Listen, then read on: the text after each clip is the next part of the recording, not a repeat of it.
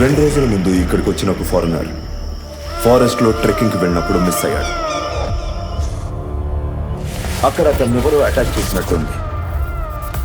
Interesting factor ఏంటంటే అక్కడ అతని ఫుట్ ప్రింట్స్ తప్ప ఇంకెవరి ఫుట్ ప్రింట్స్ లేవు.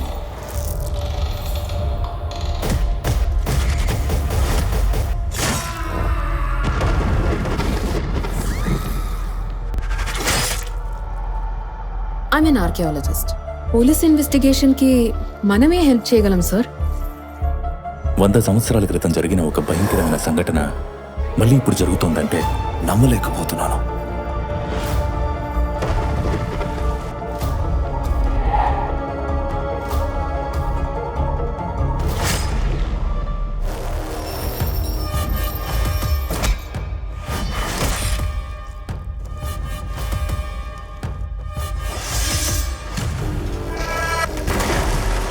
నాలుగు రోజులకి ఒక మనిషి ఇలా స్కెల్టన్లో మారడం ఏంటి? దయానికి ఈమెయిల్ కాళ్ళ చేతులు షేప్ ఉంది. ఫింగర్ ప్రింట్స్ ఎలాగయ్యా వచ్చాయి?